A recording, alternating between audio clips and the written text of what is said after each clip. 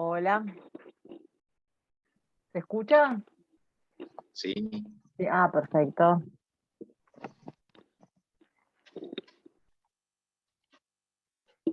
Bueno, vamos a esperar a ver si ingresa alguien más.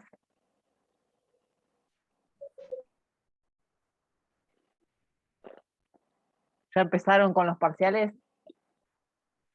¿Están en épocas de parciales de otras asignaturas o todavía tienen algún margen?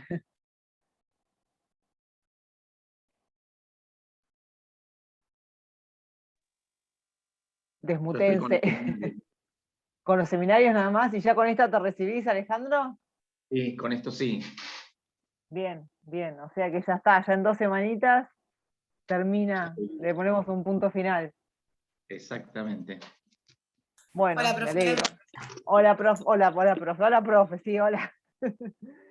No, está bien, Emilia, si no responde, si no anda el micrófono, no hay problema. Bueno, vamos a arrancar y se irán sumando a medida que tengan disponible de tiempo. La idea de hoy es, bueno, sacarlos del eje de la semana pasada y ver si conversamos un poquito entre todos. em, Sobre algunos hilos, algunas líneas, y me gustaría alguna participación de ustedes respecto de la violencia sexual. Bueno, como ustedes sabrán, la violencia sexual es uno de los tipos que aparece definido en la ley, ¿no? A ver, primero, en la CEDAW, a ver, cuando la CEDAW elimina, ¿no?, las formas de discriminación, incluye a la discriminación sexual como una forma específica de discriminación. También lo hace la Convención Belén do Pará, y también es uno de los tipos de violencias que aparece, ¿no?, enumerado en la ley 26.485, ¿no?, cuando dice, bueno, que obviamente se entiende por violencia contra las mujeres toda conducta, acción, omisión, que de manera directa o indirecta, tanto en el ámbito público como en el privado, basada en una relación desigual de poder, afecte su vida, libertad, dignidad, integridad física, psicológica, sexual, económica, patrimonial, e incluso dentro de los tipos específicos de, de violencia, ¿no? Obviamente la ley también, ¿no? Define a la violencia sexual como cualquier acción que implique la vulneración en todas sus formas, con o sin acceso genital, del derecho de la mujer de decidir voluntariamente acerca de su vida sexual o reproductiva, a través de amenazas, coerción, uso de la fuerza o intimidación, incluyendo la violación dentro del matrimonio o de otras relaciones vinculares o de parentesco, exista o no convivencia, así como la prostitución forzada, explotación, esclavitud, acoso, abuso sexual y trata de mujeres. Es decir, la violencia sexual tiene un reconocimiento específico como un tipo de violencia dentro de la Ley de Protección Integral. Esto ya nos indica bueno, que no todas, a ver, más allá de esta definición amplia, no todas las violencias sexuales, de alguna manera, son recogidas por el discurso jurídico de la misma manera. Y en lo que a nosotros, por ahí, en lo que acá interesa, a ver, no todas estas violencias o todos aquellos actos que pueden ser definidos como violencia sexual están atrapados por el Código Penal. Nosotros, a ver, en líneas generales, cuando pensamos en las violencias sexuales, hay algunos tipos de violencia sexual muy particular que sí aparecen dentro del Código Penal, que sí aparecen sometidas al castigo penal, ¿no? De hecho, la violencia, a partir, sobre todo, no solamente a partir desde allí, sino que muchos de los trabajos feministas de la década del 70 empezaron a señalar a la violencia sexual y a la violación en particular, más allá de que nuestro nombre jurídico al interior del derecho penal sea otro, siempre fue identificada como una amenaza bastante seria para las mujeres, ¿no? Porque no solamente porque es un tipo de violencia muy frecuente y muy común, sino porque además tiene la posibilidad de limitar seriamente la capacidad de autodeterminación de las mujeres y mantenerlas en una posición de sometimiento. Decimos mujeres acá, pero también abarcamos otras sexualidades disidentes o sexualidades no hegemónicas.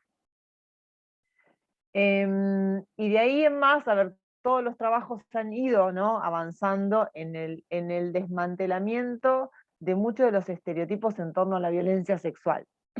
Lo que tiene de característico dentro de, a ver, quizás de la violencia sexual es que de alguna manera contiene, ¿no?, estos núcleos que permitieron la construcción de los discursos desigualadores. Es decir, el campo de la sexualidad se convirtió de alguna manera en un campo específico que cumplió una función muy importante dentro de los discursos jurídicos, ¿no?, que justificaron de alguna manera el trato desigual hacia las mujeres. Y insisto, tiene quizás también otro rasgo que no tiene, a ver, hay otros tipos de violencias hacia las mujeres que de alguna manera causan más repulso, ¿no? De alguna manera son menos toleradas. Es decir, cuando nosotros pensamos en las violencias físicas, existe un consenso social bastante generalizado en su rechazo. E incluso resultan fácilmente identificables, ¿no? Es decir, cuando nosotros hablamos, no sé, por ejemplo, de violencia física, es una de las violencias que todos, ¿no?, estamos todos y todas reconocemos con facilidad. Cuando hablamos de otros tipos de violencia, no sé, la semana pasada hablaba con Pablo y ustedes trabajaron, ¿no?, con discriminaciones o violencias en el ámbito laboral, en el ámbito patrimonial, en el ámbito económico, que quizás, a ver, resultan más naturalizadas, es decir, y causan menos rechazo. Probablemente no tanto por el juego de ciertos estereotipos, sino porque ahí, ¿no?, en esta distinción que tiene que ver con lo laboral, con lo económico, se juega, ¿no?, el ingreso de la mujer al espacio público, que no siempre fue acompañado con una redistribución de las tareas de cuidado, de manera que se siguen produciendo, ¿no?, otras desigualaciones en muchos de estos aspectos que se veían. Pero en el campo de la violencia sexual ocurre a ver, en la violencia sexual siempre de alguna manera viene unida a la violencia física, pero no solamente hay situaciones de violencia que no son de violencia sexual, que no son reconocidas como tales, incluso otros tipos de violencias sexuales que resultan altamente toleradas. Ayelén, levantaste la mano. Podés hablar, pueden hablar todos, así que desmutense y participen así. No, con lo que decías te quería preguntar si hoy, por ejemplo, yo iba caminando y nada, me iba a Pilates y tenía una calcita y justo tenía que pasar por la puerta de una obra y estaban como saliendo todos los obreros y me crucé de calle porque sentí como que me exponía siento que era violento, o sea, que como que me estaba metiendo en la boca del lobo, no sé, me dio miedo y me crucé. ¿Eso también es violencia hacia las mujeres sin serlo? Sí, de hecho, a ver, el denominado, a ver, sí son tipos de, a ver, pensemos que cuando, ¿no?, en esta definición que tiene ¿no?,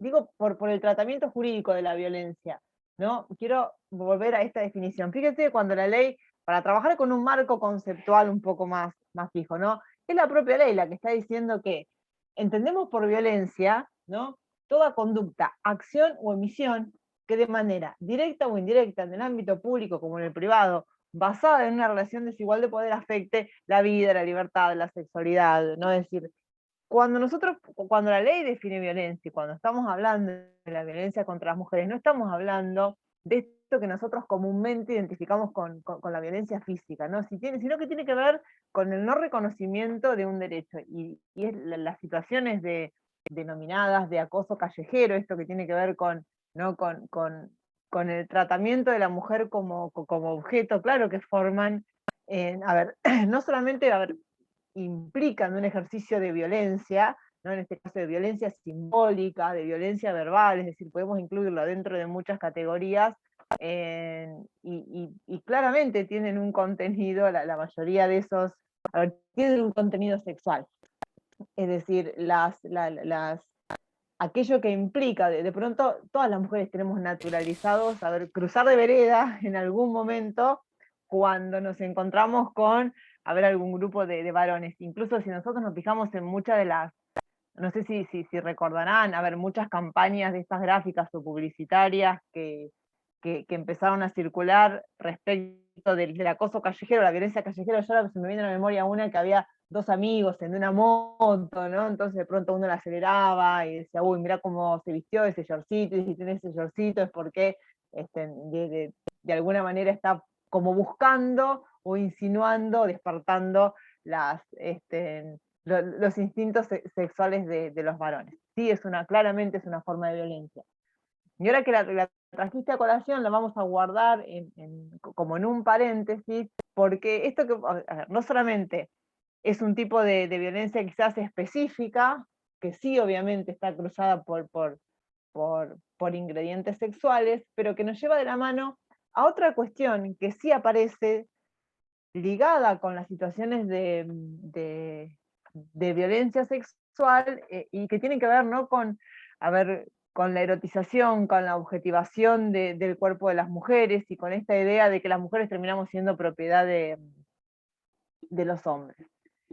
Yo decía que, bueno, que hay muchos tipos de violencia sexual, pero no todas están captadas por el sistema jurídico, como si fuesen contravenciones o delitos. Yo supongo que la mayoría de ustedes ha cursado penal parte general y reconoce esta diferencia entre los delitos, que son aquellas conductas sujetas a penas que aparecen insertas en el Código Penal o en leyes penales especiales, y las faltas o contravenciones, que vendrían a ser, bueno, más allá de las diferencias teóricas al interior de la dogmática penal, a ver si entre delitos y faltas o contravenciones hay una diferencia cuantitativa o una diferencia cualitativa. Podemos pensarlo como un ejercicio de poder punitivo, no por parte del gobierno nacional, sino de los gobiernos municipales o los gobiernos provinciales, en la tipificación de ciertas conductas que habilitan el ejercicio del poder punitivo en otras instancias que no son las instancias nacionales. Hay algunas legislaciones donde se prevé, ¿no?, como falta, como contravención, el denominado acoso callejero, ¿no?, que tiene que ver precisamente con estas conductas que implican el ejercicio más que nada de violencia verbal, de violencia simbólica hacia las mujeres. No es una conducta que aparezca tipificada en el Código Penal, como tampoco aparecen tipificadas, no sé, el acoso sexual en el ámbito laboral, es decir, otro tipo de acosos sexuales, estas conductas que tienen que ver con una conducta de contenido, de carácter sexual, que se desarrollan en otros ámbitos y que no quedarían captadas por aquellas definiciones de los tipos penales, es decir, de todas las violencias sexuales posibles. El Código Penal solamente recorta algunas y las eleva a la categoría de delitos. Y digo que, aun cuando hubo en el año 98 una gran modificación del título, ¿no? Ustedes sabrán, creo que ya se los pregunté varias veces, pero lo voy a intuir porque a veces me confundo con los alumnos de filosofía. Muchos de ustedes ya cursaron penal parte especial, ¿verdad? Bien. Entonces, bueno, sabrán que hubo una modificación en el título del tratamiento de los delitos en su momento contra la honestidad, y ahora delitos contra la integridad sexual. Y que ese cambio en la rúbrica, en el título, efectivamente tiene que ver con esta categoría que figura al interior de la dogmática jurídica, que es esta idea de bien jurídico, ¿no? Es decir, como aquello que de alguna manera se necesita que estas conductas lesionen, afecten, para poder estar en presencia de una conducta que consideramos delictiva. Y hago anclaje en el derecho penal porque ustedes sabrán que hay una discusión al interior de los feminismos en lo que tiene que ver con el recurso al derecho penal, ¿no? De alguna manera, es decir, no todos los feminismos ni todas las feministas están de acuerdo en que el derecho penal sea la estrategia prevalente o la mejor estrategia, mejor dicho, para revertir, para prevenir algunos tipos de de violencia, sobre todo por esta situación bastante ambigua que ha jugado el derecho penal, ¿no? que ha sido siempre como la falsa puerta de entrada en el reconocimiento de las mujeres. Y en el campo de la sexualidad, si bien hubo un cambio a ver, este cambio de título no fue solamente un cambio semántico, esto se generó, o sea, el cambio de rúbrica tenía que ver con el modo de concebir los delitos contra la integridad sexual, es decir, en esta antigua rúbrica que castigaba los delitos, ¿no?, que tenían que ver con la violencia sexual como delitos contra la honestidad, de alguna manera estaba vinculada, ¿no?, con esto que Ana María Fernández, que es una psicóloga argentina, llama el mito de la pasividad erótica femenina, ¿no?, que de alguna manera explica la construcción social de la sexualidad de las mujeres.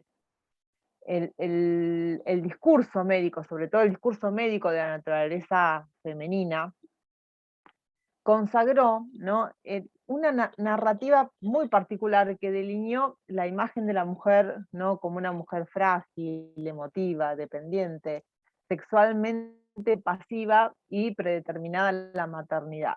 Y esta narrativa, que de alguna manera, y sobre todo, a ver, no hemos tenido espacio para la discusión, pero es un tema bastante interesante, a ver cómo la narrativa médica ha contribuido, ¿no?, a la construcción de una imagen de la mujer.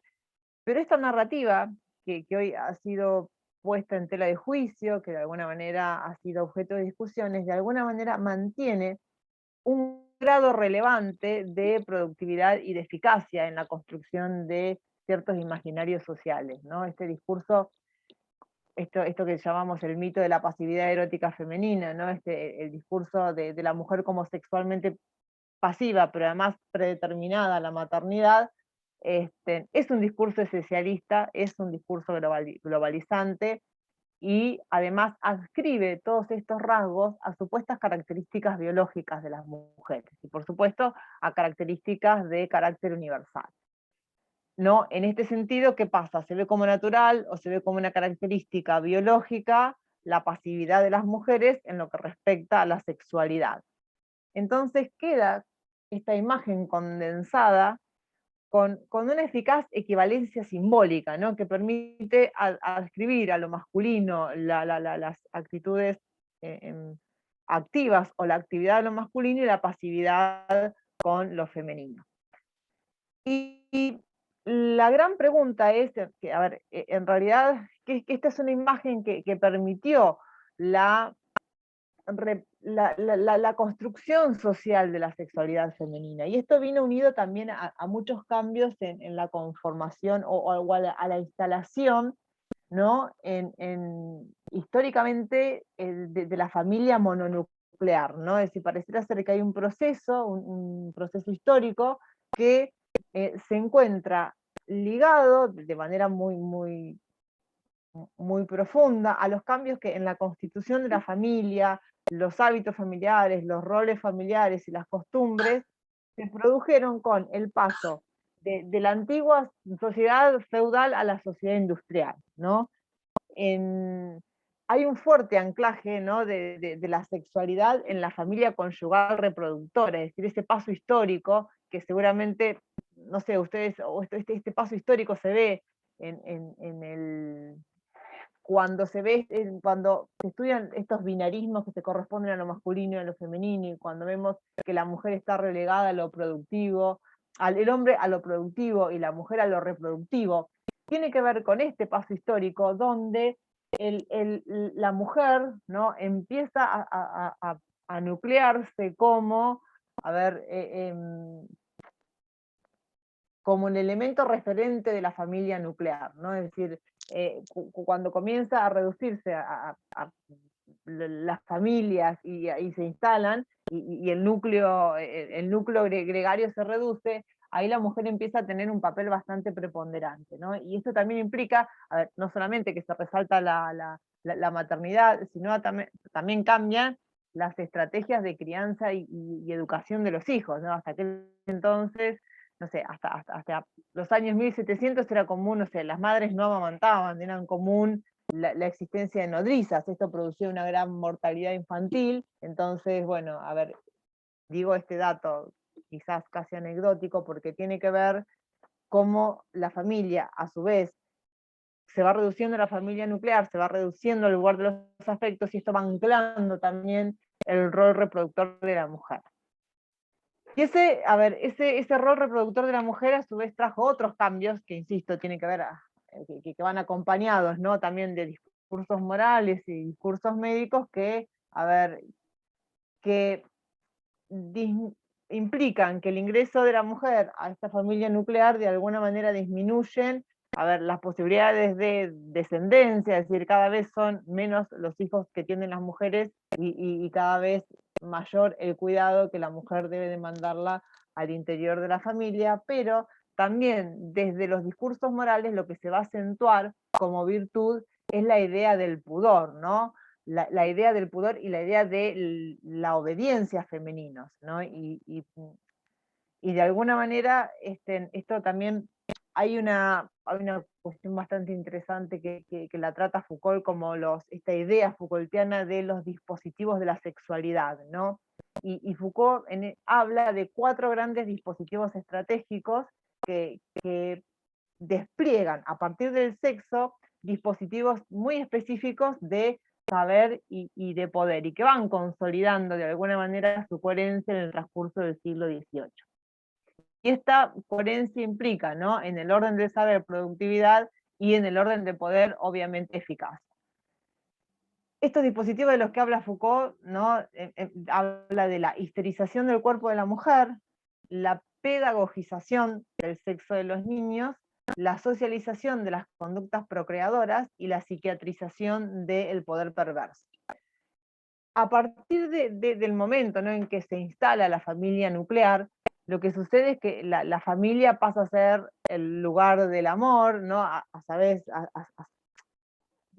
de estos 2 ejes de poder, el padre con relación al hijo y el hombre con relación a la mujer, y desarrolla estos elementos específicos de los dispositivos de la sexualidad, ¿no? Entonces el cuerpo femenino empieza a ser también marcado, se empieza a prohibir, o sea, a ver con malos ojos la masturbación infantil, hay una regulación del número de nacimientos, se comienza, ¿no?, esto a psiquiatrizar de alguna manera la perversión sexual, y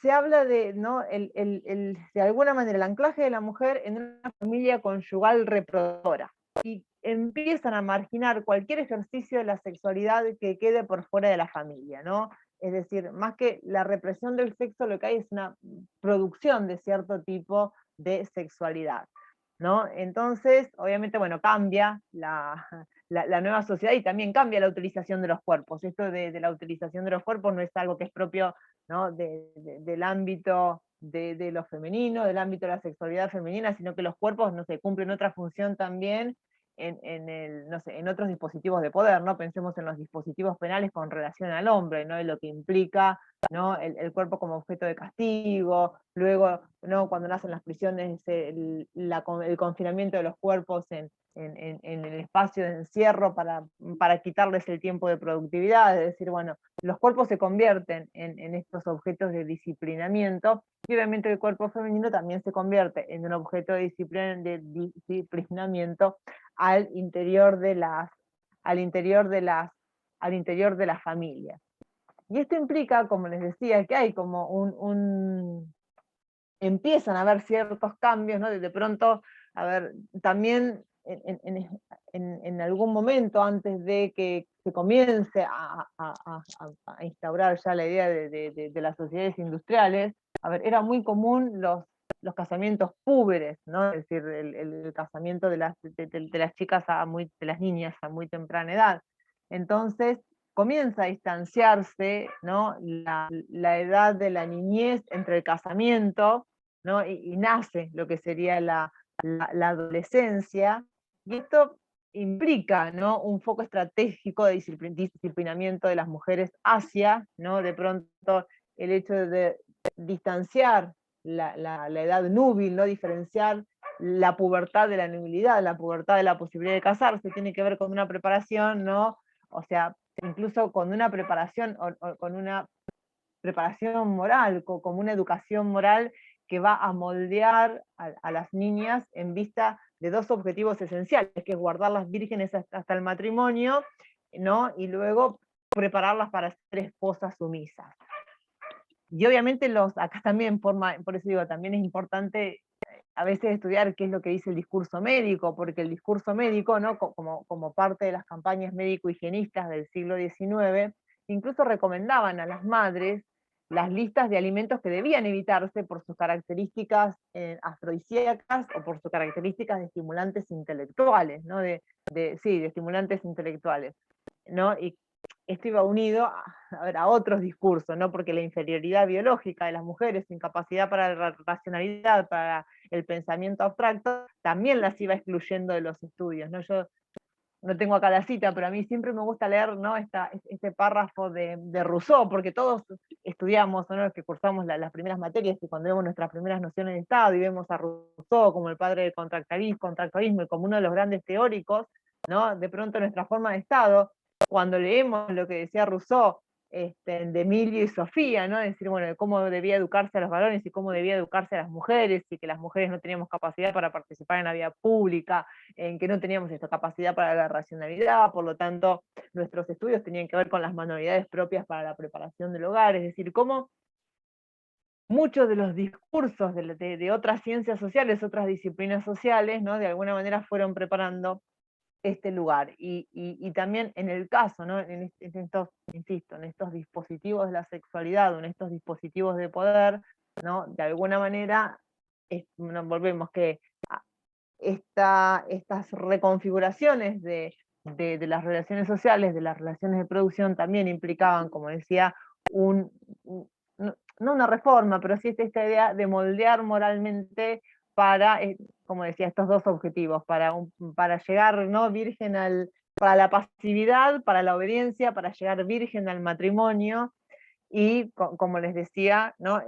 Excluir a las mujeres de las actividades artísticas, de las actividades industriales, es decir, se termina exaltando desde el discurso moral el pudor y la virtud, y de alguna manera se considera también a la inocencia y a la ignorancia como uno de los principales rasgos virtuosos de la mujer, ¿no? Es decir, este es de alguna manera la inocencia, ¿no? Que permite llegar virgen al matrimonio, va a estar disfrazada por la ignorancia, es decir, son dos conceptos que de alguna manera van unidos, y la ignorancia va mucho más allá de lo intelectual, sino que se va anclando en el cuerpo mismo de las niñas, ¿no? Entonces el concepto, de alguna manera el concepto de virginidad, que termina siendo un concepto casi amalgamado con la idea de virtud, no implica la ausencia de relaciones sexuales antes del matrimonio, sino fundamentalmente ignorancias que garanticen a la hora del encuentro sexual que la excitabilidad corresponde o está en manos del hombre,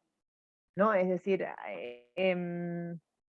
acá Ana María Fernández, ¿no? Cuando trata, ¿no? el tema de la pasividad erótica femenina como mito, obviamente esto se trata de un mito, ella se pregunta, dice, bueno, en este aspecto es como que trae un punto que a mí me pareció interesante pensarlo, porque ella dice, bueno, nosotros nos horrorizamos, ¿no? En nuestro mundo occidental nos horrorizamos por la ablación del clítoris, entonces dice, bueno, ¿cuál es nuestro cuchillo simbólico que de alguna manera también escondió las posibilidades eróticas femeninas y llevó, ¿no? a este mito?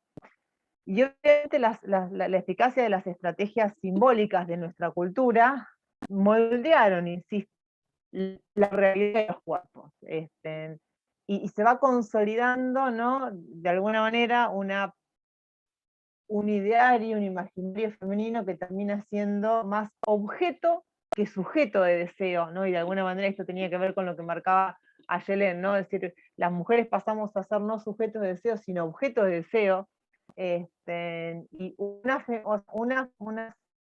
mucho más pasiva que activa, de alguna manera más partener que protagonista, ¿no? Y de alguna manera esta imagen de la pasividad femenina terminaba siendo el soporte garante de una virilidad activa, ¿no? Es decir, de un sujeto de deseo que terminaba convirtiéndose en el protagonista, ¿no? Y de alguna manera, esta idea, ¿no? del el reclutamiento de la mujer en el hogar, la idea de la maternidad como única vía de la sexualidad, la maternidad como único ejercicio posible de la sexualidad, ¿no? Es decir, de alguna manera a las mujeres se las preparaba para el matrimonio como proyecto de vida, ¿no? Y en última instancia imaginarse a los hijos como la máxima realización de este ideal, e instituyendo además a la monogamia como el anclaje de un erotismo disciplinado.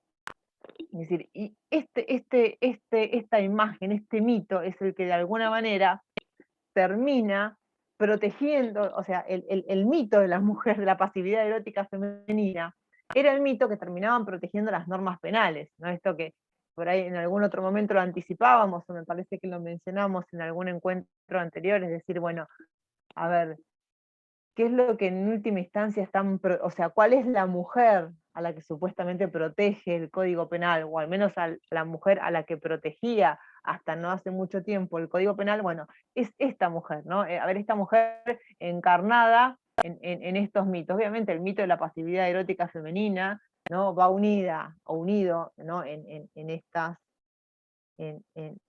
la lectura de estos dispositivos normativos del Código Penal con el mito del amor romántico, ¿no? Es decir, bueno, que efectivamente, a ver, concebimos unas relaciones sexoafectivas que son de cuidado, que son afectuosas, que son amorosas, y con el mito de la mujer madre, es decir, con la maternidad como la máxima realización posible del ideal femenino.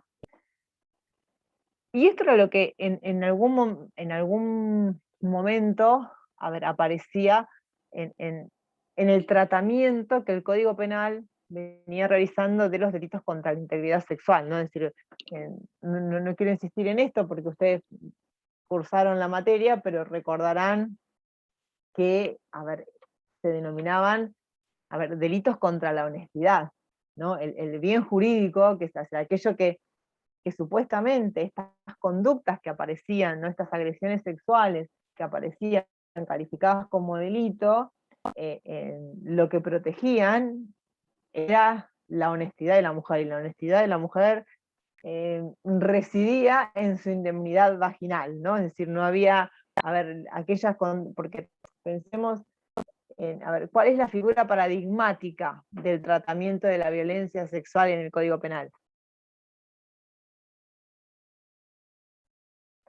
Desmutéense, chicos, somos poquitos. Los que quieran hablar no tienen problema. A ver, ¿cuál es el delito? A ver, si nosotros pensamos en violencia sexual, ¿no? ¿Cuál es paradigmáticamente esa conducta que entendemos como representativa de la violencia sexual? La violación. ¿La violación? La violación, a ver, sí, exacto. Es decir, bueno, bien, a ver, y la violación que vendría a ser, ¿no? Acá también tenemos algún tramo para recorrer. Exacto. Quizás el acto paradigmático de violencia sexual lo tenemos con la violación, y esa es una definición típicamente masculina. La violación, que en un principio, y si pensamos en esa antigua forma legal, ¿no? Cuando el Código Penal hablaba de acceso carnal, ¿no? Era la penetración peniana vaginal, ¿no? Y bueno, y algunos admitían en algún momento la discusión, ¿no? A ver, el acceso carnal por vía vaginal o por vía anal. A ver, obviamente el Código Penal no distingue, para el Código Penal el sujeto pasivo podía ser mujer y podía ser hombre. Pero sin embargo, acá hay otro dato que me animo a leerlo voy a hacer un paréntesis, ¿no? Esto sí lo leo porque no me lo iba a acordar de memoria. Hay otra cuestión que tiene que ver, que es importante con relación a las violencias sexuales, que tiene que ver con las políticas públicas de producción de datos respecto de la violencia sexual. Que es muy difícil obtener datos concretos de qué pasa con el ejercicio de la violencia sexual, por varias razones, ¿no? Es decir, y sin embargo es importante a veces medir los datos a ver, no porque la medición de datos se constituye en una política pública en sí, sino que siendo un problema que todos reconocen como un problema de cierta gravedad, los datos, para muchos teóricos, son importantes para la formulación de una política pública. Sin embargo, la primera dificultad que aparece para medir los datos es que, como le decía, no todas las violencias sexuales o no todas aquellas conductas que se pueden medir o que quedan comprendidas dentro del concepto de violencia sexual son fácilmente medibles, o no todas se traducen en delitos. Entonces, a ver, hubo, por ejemplo, dos dispositivos que trataron de medir, ¿no? Las violencias sexuales en todas sus características, que son las encuestas de victimización, perdón, que pretenden capturar, ¿no? las violencias no denunciadas o no judicializadas, es decir, son encuestas que se realizan y que tienen que ver con aquellas situaciones que no llegaron a los dispositivos institucionales que el Estado, ¿no? Tiene estructurados para el tratamiento de este tipo de violencias. Y hay una encuesta, ¿no? del INDEC del 2017, del Ministerio de Seguridad, que dice que el 1,7% de la población manifestó haber sido objeto de una ofensa sexual durante el año 2016. Y la proyección estimal es que 17 personas de cada 1000 fueron objeto, o al menos manifestaron haber sido objeto de algún tipo de agresión sexual. Y el 87,5% de las personas que manifestó haber sufrido una ofensa sexual no realizaron la denuncia a las autoridades pertinentes. Es decir, hay esta categoría que solemos usar para nombrar aquellas conductas que no son denunciadas, no la famosa cifra negra, que cuando estamos hablando de delito decimos, bueno, por ahí los homicidios es el que el menor porcentaje de cifra negra tiene, porque las muertes generalmente son evidenciadas, y incluso evidenciadas en cualquier ámbito. Quienes dan cuenta de esa situación están obligados a denunciarlos al sistema de administración de justicia, entonces, bueno, pareciera ser un dato medible. A ver, los casos de en aquellas personas que han sufrido algún tipo de ofensa sexual, realmente la cifra negra es una cifra abultada, porque esto quizás tiene que ver con el acceso a la justicia, no solamente una gran desconfianza hacia las autoridades judiciales, sino también esto tiene que ver con las dificultades de afrontar un proceso, ¿no? penal como víctima, que esto viene además unido a esto que nos traía Yelén hoy, ¿no? Que tiene que ver con esta actitud de querer de alguna manera rehuir de esas situaciones, porque otra de las cuestiones sobre las que vamos a volver ahora, después de que le termine me interesa sí tener un mapa, una foto muy lejana de estos datos. El problema es que, como les decía al principio, el tratamiento de la violencia sexual es, pensémoslo al menos desde el ámbito jurídico, está plagado todavía o persiste mucho en el argumentario, en el tratamiento, muchos de estos estereotipos que se pensó que de alguna manera con una reforma legislativa de carácter sustancial se iban a erradicar, ¿no? Sin embargo, hay mitos que persisten, y muchas veces no solamente es dificultoso enfrentar un proceso penal, sino que la instancia penal se constituye en una segunda instancia de revictimización, ¿no? A ver, muchas veces porque además el derecho penal requiere una víctima, hay que ser una buena víctima, hay que, no de pronto vamos a volver sobre esto, no someterse, ¿no? a una indagación respecto de los actos del pasado, ciertos cuestionamientos al valor del relato de la víctima de abuso sexual, cierta culpabilización acerca de a ver cómo ibas vestida, a ver por qué hiciste esto, qué hiciste el otro. Entonces, bueno, hay varias situaciones que realmente desalientan la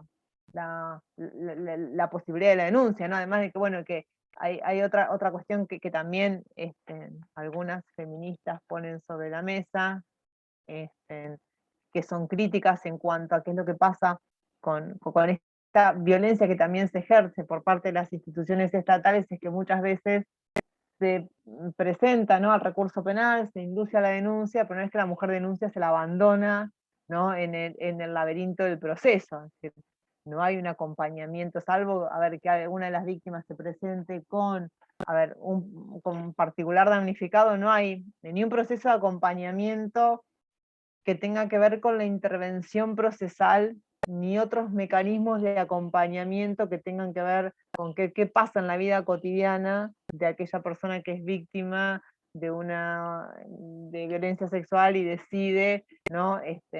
Judicializar su situación.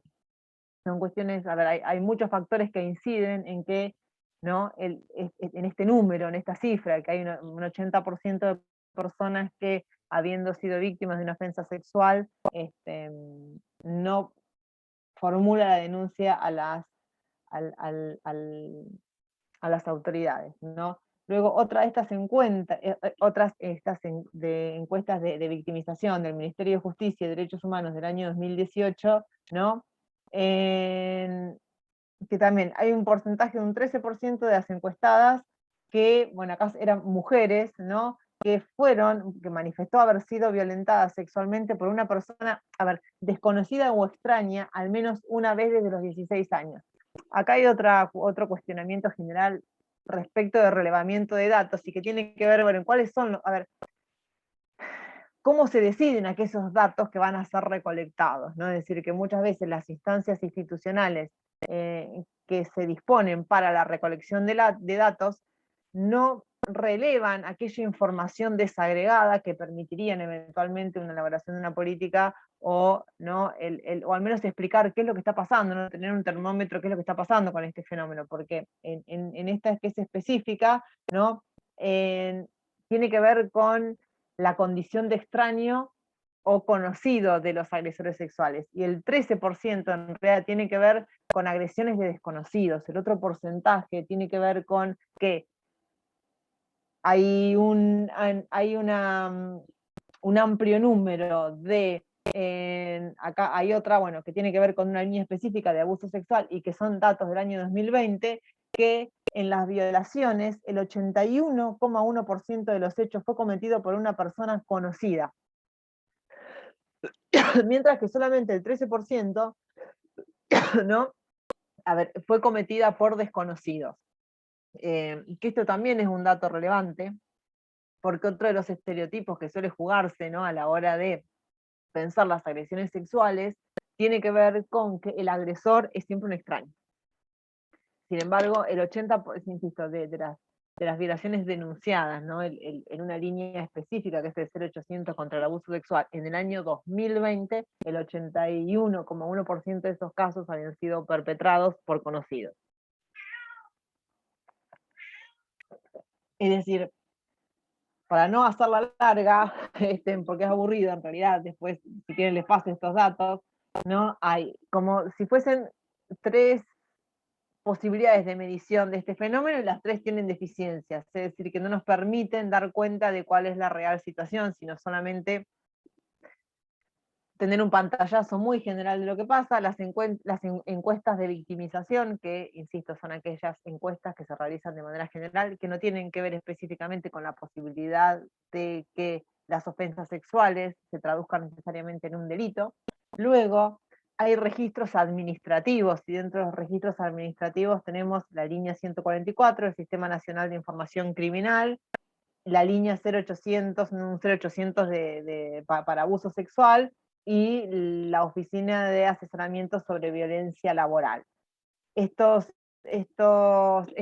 son instancias de carácter administrativo, ¿no? Donde reciben denuncias de carácter general. A veces hay problemas con estas mediciones, porque como no hay datos acerca de, o sea, se miden la cantidad de llamadas o la cantidad de denuncias, entonces no hay registro de cómo se solucionó, cómo se derivó, en qué instancias institucionales, si es que intervinieron, se derivó el caso, sino además que no queda en registro de los llamantes, entonces no se sabe si 2 llamadas pueden corresponder al mismo caso o no. Pero son números estimativos, pero sobre todo que nos dan cuenta de ciertos porcentajes. Y luego, en lo que tiene que ver con la respuesta del sistema penal, lo que tenemos es el Registro Nacional de Reincidencia, ¿no? Es decir, que en los últimos años también hablan de cerca de 2.800 sentencias condenatorias por delitos contra la integridad sexual, que representan el 5% de las sentencias dictadas por cualquier otro tipo de delito. Sentencias condenatorias, no tenemos acá el número de sentencias absolutorias, pero además esto es dificultoso, porque no todos los sistemas estadísticos, primero que esto tiene que ver, de alguna manera está atravesado por la conformación federal del país, que sabemos que los delitos contra la integridad sexual son delitos comunes, por lo tanto son de competencia provincial. Entonces tiene que ver con el tipo de información que los organismos jurisdiccionales derivan a el Registro Nacional de Estadísticas y al Registro, de Estadísticas, al Registro Nacional de Reincidencia.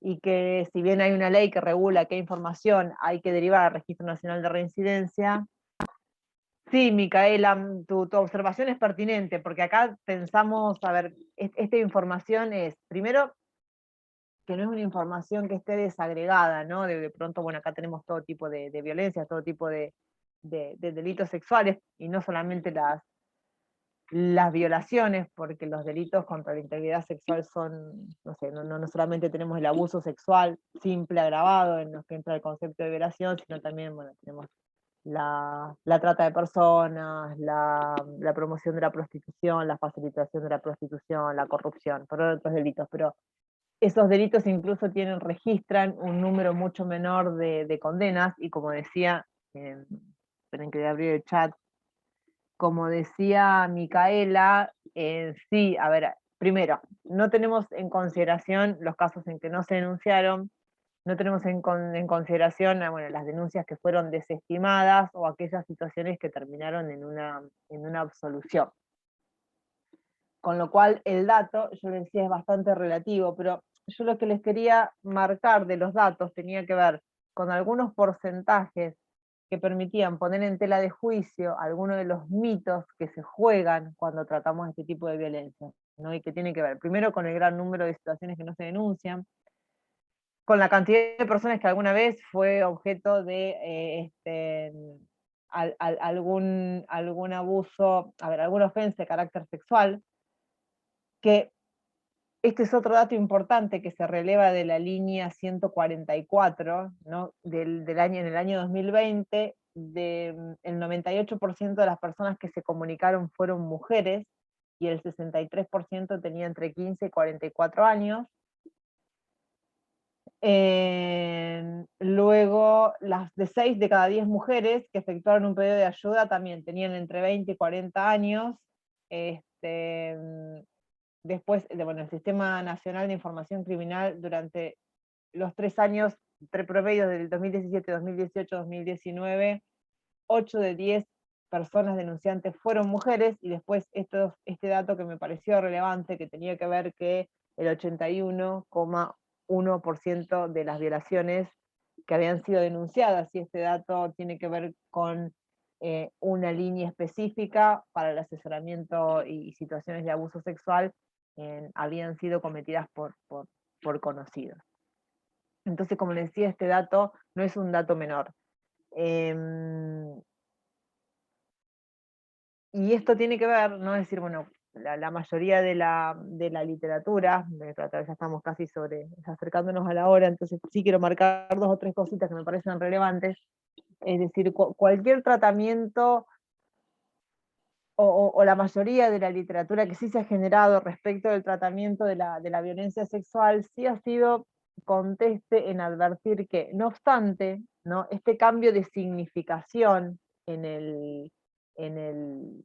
el título que implicaba, se suponía que la reforma legal, si bien, a ver, no fue, la tipificación de los delitos contra la integridad sexual vienen del Código del año 21, ¿no? A ver, no fueron delitos que se tipificaron a fuerza de una demanda feminista, como sí lo fue el femicidio, ¿no? Son delitos que ya estaban, pero sí había una gran demanda por reformular, ¿no? el tratamiento de los delitos contra la integridad sexual en el Código Penal. Piensen que, a ver, antiguamente en el Código de 1921, entre los delitos contra la honestidad figuraba el adulterio, ¿no? El antiguo artículo 128 del Código Penal era el que castigaba el adulterio. El artículo anterior, en el que hoy está regulado el abuso sexual con acceso carnal. Entonces era necesario una reforma legal que desplazara la idea de honestidad, ¿no? La idea de honestidad por alguna otra noción conceptual que permitiera el reconocimiento de los derechos sexuales y reproductivos de la mujer, y que le diera cabida, ¿no?, a la idea de libertad, de libertad sexual en el sentido de autonomía, ¿no?, autonomía para decidir quién, cómo, cuándo y con qué, y con quién se ejerce esta libertad. Hubo muchísimas discusiones en torno al modo de nombrar, porque resultaba muy difícil descentrar el eje de la idea de la honestidad, y sobre todo la honestidad que, como les decía, parecía residir en la indemnidad genital, ¿no? Es decir, el entender como que el máximo grado de agresión, ¿no?, tenía que ver con esta representación de la pasividad erótica femenina y la actividad, ¿no?, y la decisión y el manejo por parte del varón, porque fue muy difícil hasta hace muy poco tiempo en que se consideraron otras formas de acceso carnal que no tenían que ver con la penetración vaginal. Piensen lo que pasó con, ¿no?, la fellatio in ore, no era reconocida como una situación de abuso sexual con acceso carnal, y fue necesaria una decisión legislativa para, a ver, sobre todo porque se seguía pensando de alguna manera en la idea de honestidad, ¿no? La idea de honestidad que en un principio implicaba que ciertas mujeres no podían ser víctimas de delitos, ¿no? Es decir, de pronto la mujer que no era... A ver, la honestidad en el Código Penal, y si ustedes leen ¿no?, los libros de derecho penal, parte general, de no hace mucho tiempo atrás, la honestidad estaba ligada, ¿no?, a la idea de monogamia, a la idea de la única erotización posible, o sea, la única actividad erótica era la que tenía ¿no?, que ver con la que se realizaba dentro del matrimonio, con un único modo de concebir, ¿no?, el acceso carnal, y que la mujer cuyo ejercicio de la sexualidad no respondía a estos dispositivos de los que hablábamos recién, no era considerada una mujer honesta. Por lo tanto, si su honestidad ya estaba perdida, no tenía mucho que perder con aquellos actos. Incluso esta idea de que cuando la ley, ¿no?, la ley de protección integral de la violencia dispone expresamente el reconocimiento de la violencia sexual, aún al interior de la pareja, aún al interior de una relación sexoafectiva, aún dentro de las relaciones matrimoniales, tiene que ver con que hubo una resistencia, a ver, que no surgía de lo normativo, ¿no? Porque nosotros, a ver, en ningún momento en el texto legal se especificaba que las violaciones, las relaciones sexuales no consentidas al interior del matrimonio no constituían violación, y sin embargo se entendía que esas situaciones quedaban incluidas dentro del débito conyugal, es decir, que en esos casos, a ver, la voluntad de la mujer, la idea de, a ver, esta idea de que hoy hablamos del consentimiento, era algo que quedaba absolutamente excluido, es decir, la mujer no tenía otra posibilidad que acceder a los deseos del hombre, y de hecho, a ver, en la interpretación doctrinal que se hacía de los textos legales, ¿no?, descartaban la posibilidad de que hubiera un delito o una relación sexual no consentida al interior de un vínculo afectivo. Todas estas ideas que parecían o parecieran o debieran ser ideas pretélitas, más allá de que del cambio de título, de significación legal, persistieron en las argumentaciones, a ver, tanto doctrinarias como jurisprudenciales. Y esto tiene que ver o se advierte paradigmáticamente quizás en dos o tres ejes muy, muy puntuales, ¿no? Si los pensamos al interior del abuso sexual con acceso carnal como figura paradigmática. La primera de ellas tiene que ver con la idea de consentimiento, es decir, cuando se entiende que ya no es la honestidad aquello que tiene que estar afectado en estos tipos penales, sino la libertad, o sea, cuando se hablaba de la idea de... Porque fíjense que además el cambio de rúbrica, el cambio de título tuvo que ver con, ¿no?, delitos contra la integridad sexual. Todavía seguía pensándose la sexualidad como algo que solamente reside en el aspecto puramente físico, puramente orgánico, puramente biológico, y que debía permanecer indemne, ¿no? Es decir, que más allá de las distintas modalidades, ¿no?, que adquiere, a ver si tengo acá el Código Penal, la descripción del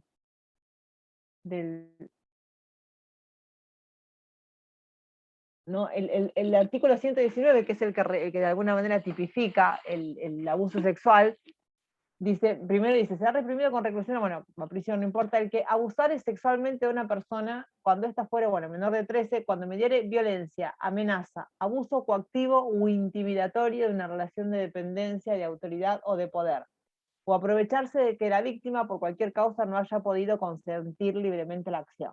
Luego se van agravando las penas, si hay abuso, bueno, si por la duración o por las circunstancias de su realización se hubiera configurado un sometimiento sexual gravemente ultrajante. Luego hay otro nuevo aumento de pena en la redacción actual, que pasaron dos, o sea, después de la reforma del 98 hubo otra reforma y luego recién el texto vigente, y dice: cuando mediante las circunstancias del primer párrafo hubiere acceso carnal por vía anal, vaginal u oral, o realizare otros actos análogos introduciendo objetos o partes del cuerpo por alguna de las dos primeras vías. Esto generó, bueno, si ustedes cursaron penal parte especial, calculo que deben haber visto las grandes discusiones doctrinarias acerca de qué pasaba con el acceso a las cavidades vaginales o anales con otras partes del cuerpo que no fueran el órgano sexual masculino, ¿no? Donde, a ver, pareciera ser que la única manera en que se configuraba un ataque a la integridad sexual tenía que ver con la introducción del miembro viril masculino, pero no con la introducción de otros objetos. Es decir, que todavía el acento seguía poniéndose en la conducta del sujeto, es decir, en lo que representaba la acción del sujeto activo, pero no en lo que ese acto significaba en términos de afectación a la autonomía de decisión de la mujer. Es decir, aún hoy, a pesar del cambio de rúbrica, sigue siendo muy dificultosa la aceptación de esta idea de la autonomía de decisión. Incluso algunos, ¿no?, los textos de dogmática penal, incluso aquellos más modernos o más cercanos en el tiempo, ¿no?, que tienen que ver con el tratamiento de este tipo de conductas, cuando analizan, ¿no?, las exigencias típicas en términos dogmáticos, y analizan la idea de consentimiento, ¿no?, porque de alguna manera se ha convertido en el núcleo conceptual clave, ¿no?, para dirimir el tratamiento de estos delitos. Por ahí, cuando, no me acuerdo el nombre otra vez, cuando una de las compañeras volvía a decir, bueno, acá lo que pasa es que las denuncias son desarchivadas, tampoco tenemos una medición o una posibilidad de medir cuáles son las causas de archivo o cuáles son las causas de desestimación, pero bueno, a ver, algunos casos tienen que ver con el otro núcleo conceptual que es importante, que tiene que ver con la valoración de la prueba, pero otro núcleo conceptual importante que tiene que ver con la desestimación de las denuncias o que tiene que ver con las absoluciones, pasa por esta conceptualización del consentimiento, que tiene un resabio de las figuras derogadas, donde en realidad la mujer tiene que, o sea, donde no alcanza con que la mujer, o sea, no se exige que la mujer manifieste, ¿no?, su consentimiento, sino que el silencio, la falta de resistencia, la falta de ejercicio de fuerza, la falta de marcas en el cuerpo de la mujer, es decir, el consentimiento es leído en términos de falta de resistencia, ¿no? Es decir, o no existe consentimiento si existe alguna marca de violencia física, si existe, es decir, no es todavía, a ver, todavía muchas veces a nivel dogmático y muchas veces a nivel de decisiones judiciales, algo que sí, obviamente, a ver, de alguna manera se trata en la redefinición de esta idea de consentimiento en otras instancias, o incluso en algunas observaciones de algunos textos feministas que dicen, bueno, a ver, el consentimiento, a ver, además describen cómo tiene que ser el consentimiento. A ver, no alcanza con un silencio, no alcanza con un no para decir que hubo consentimiento. Se necesita un sí de carácter expreso, se necesita, a ver, un sí claro, un sí inequívoco, a ver, que además tiene que ser específico, es decir, para el acto concreto, no alcanza con un consentimiento o con un asentimiento de carácter genérico o para actos anteriores, tiene que ser revocable, tiene que ser para el acto específico para el cual fue prestado y en las condiciones para la cual fue prestado, ¿no? De hecho, bueno, ahora tenemos algunas legislaciones y las semanas pasadas leía que, no me acuerdo si fue en Estados Unidos o Canadá, que también se tipificó, ¿no? Como delito el extraerse el preservativo cuando la relación sexual fue consentida en esos términos. Entonces, es decir, para que exista consentimiento, ese consentimiento tiene que ser manifestado de manera expresa, manifestado de manera positiva, tiene que ser expresado por alguien que está en condiciones de prestar ese consentimiento. Tiene que ser un consentimiento revocable, tiene que ser un consentimiento específico para ese acto en concreto. Es decir, todas estas características que tienen que pensarse en una definición positiva de la idea de consentimiento, no en una definición negativa, ¿no? Por la ausencia de todos estos datos positivos que permitirían calificar el consentimiento, ¿no? Porque pensemos en muchas situaciones donde no dijo nada, se cayó, hay bibliografía específica donde además, y sobre todo por parte de tratamientos o informes de estudios de carácter psicológico, o sea, de las posibles reacciones, ¿no?, que puede tener una víctima de un sometimiento sexual, que no todos responden de la misma manera y no todos responden de manera violenta, algunos responden paralizados, a veces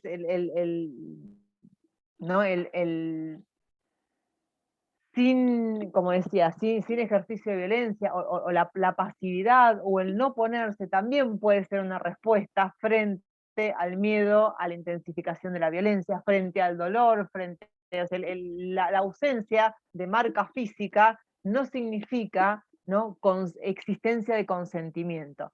Y este es un dato que lo podemos leer en muchísimas resoluciones judiciales, y cualquier relevamiento de resoluciones jurisdiccionales en las que hay un maltratamiento de la idea de consentimiento, la idea de consentimiento se construye sobre estas características, ¿no? Entonces, bueno, este es un punto nuclear que hay que comenzar a revisar y que, insisto, no obstante el cambio de rúbrica y supuesto este cambio de rúbrica que iba a traer un cambio en el tratamiento de la violencia sexual por parte del sistema penal, efectivamente no alcanza, sino que requiere también para algunos casos, de otro tipo de reformas. Claro, como probar que solo se largó a llorar mientras era violada. Sí, hay muchísimos. Yo, bueno, no quiero aburrirlos con lecturas, pero después voy a subir varias sentencias en el campus, que tienen que ver con estos datos, ¿no? Es decir, a ver, no lloró, no se opuso, no tiene lesiones, no está lastimada, no dijo que no, donde además no se contemplan, ¿no?, en ese contexto, a ver, es muy difícil, ¿no?, de pronto determinar, ¿no?, a ver, o no se admiten la existencia de la coacción que puede provocar, ¿no?, estas situaciones de abuso de poder, de abuso coactivo de poder, situaciones de superioridad, situaciones de indefensión aprendida, es decir, situaciones de terrorización también aprendida al interior de un vínculo estrictamente violento. Es decir, hay muchísimas situaciones en las que, a ver, la falta de consentimiento solamente convierte en típica la acción, la acción del sujeto activo, insisto, cuando deja marcas, cuando la resistencia es puramente activa. Y esto tiene, a ver, su correlato en otro de los núcleos que también es absolutamente relevante todavía o aún en el tratamiento de las situaciones de violencia sexual por parte del sistema penal, que tiene que ver con estos dos aspectos que se vinculan con la actividad probatoria. Una que tiene que ver con la suficiencia probatoria, es decir, que siempre se requiere algo más que el relato de la propia víctima. Y además, el relato de la propia víctima siempre es relativizado en cuanto a su valor epistémico. Es decir, bueno, acá hay algo que juega al interior de toda la teoría de la prueba, pero juega específicamente también al interior de la teoría de la prueba en el proceso penal, que aquellos datos, es decir, hoy por hoy la mayoría de los ordenamientos procesales, o al menos ordenamiento procesal de la provincia,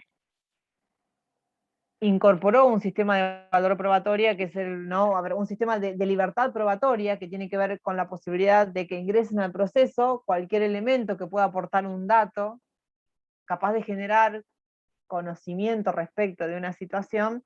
La única limitación que existe al ingreso de prueba tiene que ver con la posible violación o conculcación de garantías constitucionales, pero en realidad no hay un régimen específico que diga de qué manera y por intermedio de qué elementos se puede tener por acreditado uno de los hechos del proceso penal. Esto era propio para aquellos que cursaron procesal penal de los sistemas de prueba legal o tasada, donde era el propio código de procedimiento el que establecía bajo qué condiciones el juez podía decir que cierto hecho había existido o no. Esas limitaciones fueron eliminadas del actual sistema de libertad probatoria, por un lado, y de valoración probatoria, es decir, la libertad probatoria tiene que ver con las posibilidades de que ciertos elementos ingresen al proceso, y la valoración probatoria tiene que ver con el modo en que el juez puede hacer mérito de aquellos elementos incorporados al proceso, ¿no? Es decir, que lo que el juez tiene que hacer es expresar argumentalmente de qué manera aquellos datos con los que cuenta le permiten afirmar ciertas conclusiones de carácter fáctico. Y una de las cuestiones que generalmente sucede o se debate al interior de este tipo de situaciones tiene que ver con con la suficiencia del solo relato de la víctima, donde acá se produce otra discusión interesante entre, bueno, por ahí cierto garantismo entendido de algún modo y cierto feminismo entendido de algún modo, es decir, pareciera ser que, quienes defienden a ultranza las garantías no siempre bien defendidas, o olvidándose que el garantismo también es una construcción histórica, y es una construcción histórica pensada para un sistema penal creado por hombres y para el juzgamiento, y donde la interpretación de aquellas normas también tiene cierto sesgo androcéntrico. No sé, si se olvida que también es una construcción histórica, que se generó para la protección de los más débiles. Entonces el problema es, bueno, ver acá qué otro sistema, a ver quién es el débil en estas relaciones de poder que se juegan al interior de un sistema penal. Y porque muchas veces la idea del solo relato de la mujer aparece vista como no una conculcación de las garantías procesales, en términos de que, bueno, con el solo testimonio de la víctima pareciera que no alcanza. A ver, sí, esta es una regla general, pero se acentúa en aquellos procesos donde las mujeres son víctimas de violencia sexual, y sobre todo porque además hay como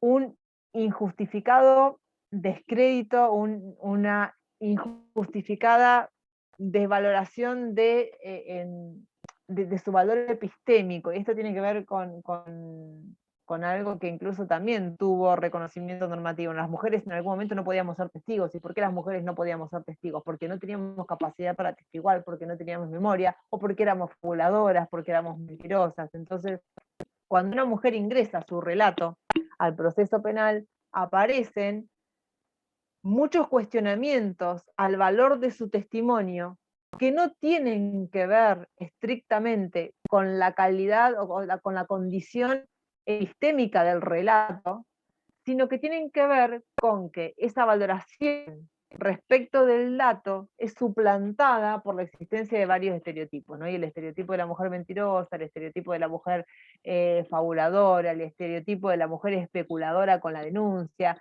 siempre aparecen en juego a la hora de tratar de determinar cuál es la veracidad de ese relato. Incluso hay un dato que no es menor, que siempre es un dato que se utiliza o se utilizaba antes, ahora con menor regularidad, para mermar el valor probatorio de los relatos de las mujeres, que tiene que ver con el tiempo de las denuncias muchas veces, ¿no? Es decir, el tiempo interno que demanda la tramitación de un suceso traumático a nivel de agresión sexual, para poder ponerlos en palabras, dicen, no siempre, es leído, ¿no? Es decir, cuando hay una demora en la denuncia, esa demora siempre es leída como una ausencia de credibilidad o como un dato de inverosimilitud o de fabulación o de mendacidad en los relatos de las mujeres. Es decir, no se analizan muchas veces los testimonios de las mujeres en función de las reglas de la psicología o las reglas que determinan cuáles son los procesos o los daños o las estrategias psíquicas que estructura una mujer frente a una situación de abuso. A ver, son, en realidad no se las lee en esa clave, sino, les decía, ¿no? Es decir, en claves de mendacidad o en claves de fabulación. Entonces, bueno, hay un trabajo bastante duro que hacer en cuanto a las reglas de valoración probatoria en sí, ¿no? Es decir, en cuanto a cómo se confunde el valor epistémico de ese relato con el ingreso de otros estereotipos, que también se juegan, como les decía, a la hora de analizar las agresiones de índole sexual. Y el otro aspecto, ya me estoy yendo horario, que también es sumamente importante y que de alguna manera tenía que ver con lo que hablaba Yelén hoy, tiene que ver con la indagación, ¿no? de la vida sexual anterior de la víctima, o con otros aspectos de, perdón, con aspectos de, a ver, de la vida sexual, del modo de vestirse, es decir, con todas aquellas conductas que desplazan la responsabilidad del agresor y la colocan en el caso de la víctima, ¿no? Hay reglas, las reglas de procedimiento y prueba de la Corte Penal Internacional para las víctimas de violencia sexual, ¿no? Establece algunos principios que son básicos, que dicen que, bueno, que el consentimiento no puede inferirse de ninguna palabra o conducta de la víctima cuando la fuerza, la amenaza de la fuerza, la coacción o el aprovechamiento de un entorno coercitivo hayan disminuido su capacidad para dar un consentimiento voluntario y libre. Es decir, si una mujer está ebria, si una mujer está bajo los efectos de algún material estupefaciente, eso, a ver, si uno piénsenlo en claves de imaginario colectivo, generalmente es leído, ¿no? Como que existe consentimiento. Y en realidad se trata de una persona que no está en condiciones de prestar libremente su consentimiento. Entonces, en principio, lo que dicen estas reglas de valoración probatoria es que no puede inferirse el consentimiento si la mujer estaba en alguna de estas situaciones. El consentimiento tampoco podrá inferirse de ninguna palabra o conducta de la víctima cuando ésta sea incapaz de dar un consentimiento libre. El consentimiento no puede inferirse del silencio o de la falta de resistencia de la víctima a la supuesta violencia sexual. Y la credibilidad, la honorabilidad o la disponibilidad sexual de la víctima o de un testigo no podrán inferirse de la naturaleza sexual del comportamiento anterior o posterior de la víctima o de un testigo. Y luego otra regla específica que no se admite como prueba el comportamiento sexual anterior o ulterior de la víctima o de un testigo. Hay proyectos, a ver, hubo al menos proyectos en el ámbito de la provincia de Buenos Aires que pretendían la incorporación de estas prohibiciones, ¿no? de carácter probatorio al interior del Código Procesal Penal, no tuvieron viabilidad, pero bueno, como es muy persistente este análisis, ¿no? de las conductas, o sea, primero, el inferir el consentimiento de todas estas situaciones, o sea, inferir el consentimiento en situaciones en que la víctima no pudo consentir, inferir el consentimiento del silencio, inferir el consentimiento de la falta de resistencia, o bien inferir, ¿no? de pronto la existencia de consentimiento por la disponibilidad de la víctima, por la disponibilidad sexual de la víctima, o por otros comportamientos sexuales anteriores o superiores, la verdad que es una situación que aparece recurrente, incluso, a ver, en situaciones no muy lejanas, ¿no? Es decir, sigue siendo, insisto, esto una práctica bastante regular no solamente en las a ver, en muchas resoluciones judiciales, algunas de ellas por suerte revertidas, la Corte de Provincia, si ustedes ingresan a la página de la Corte de la Provincia de Buenos Aires, no sé, hay sentencias incluso del mes pasado, donde hay una de septiembre, una de las últimas de septiembre, que habla, ¿no?, sobre la deficiencia de motivación de una sentencia anterior por fragmentar el relato de la víctima y por tomar como datos que permitían pensar la existencia del consentimiento, datos que en realidad debían leerse como ausencia del consentimiento. Esta manera de argumentar no es una manera de argumentar propia de los tribunales técnicos, sino que no hace mucho, recordarán, no relevé si eso es una omisión mía, si la sentencia se había quedado firme o no, pero hace poco, en el caso, a ver, esta situación del camping del Durazno, hubo un juicio por jurados, es decir, que los que tomaron la decisión y los que tuvieron que evaluar este tipo de situaciones, en realidad no fueron jueces técnicos, sino que fueron jueces legos. Y yo para no traer a ver, por ahí un caso que no tenga todavía una sentencia firme, digo esto porque son casos más cercanos, ¿no? Pensemos en estas situaciones que se viralizan mediáticamente y en los comentarios ¿no?, de las redes sociales acerca de aquellas posibles víctimas de un abuso sexual, ¿no? Yo me acuerdo siempre, porque resultó significativo, además porque hubo un tratamiento mediático bastante nutrido de la cuestión, que tenía que ver en el 2014, cuando una de las chicas había denunciado que en realidad el novio era un jugador de fútbol y va con una serie de jugadores de fútbol de Independiente y termina siendo violentada sexualmente por uno de ellos. A ver, si ustedes buscan debo tener el apellido de acá, no me acuerdo.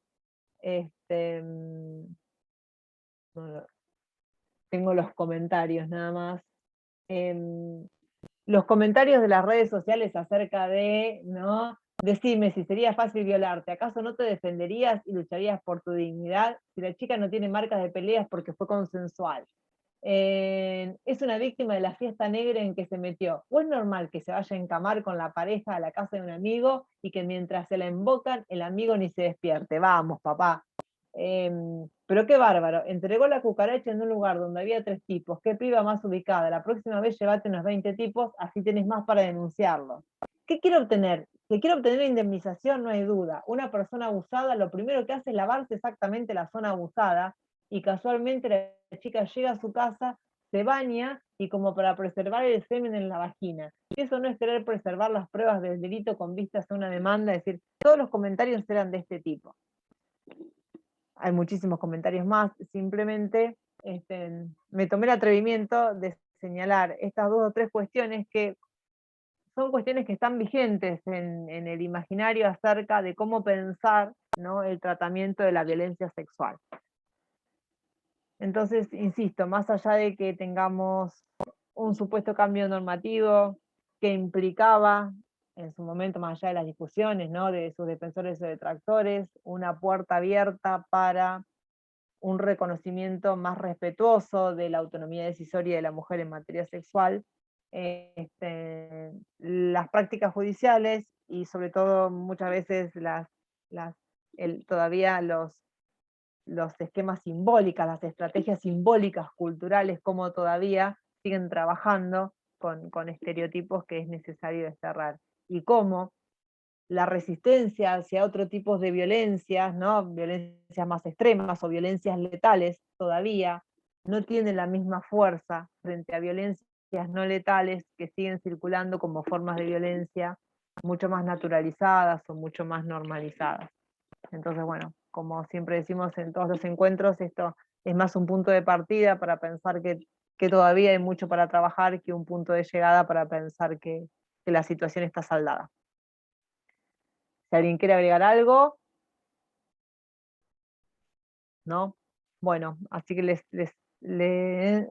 por esto es que suele ser una gran estrategia en caso de violencia sexual. Sí, sí, hay que, a ver, acá hay mucho, dejamos mucho afuera, hay que pensar porque qué pasa con los discursos médicos, que todavía siguen teniendo una persistencia de estas ideas más biologicistas, qué pasa con los discursos psicológicos, qué pasa con la intervención de a ver, cuáles son los límites de la defensa, ¿no? De pronto del imputado, a ver, la defensa tiene que jugar con estas reglas, no tiene que jugar con estas reglas,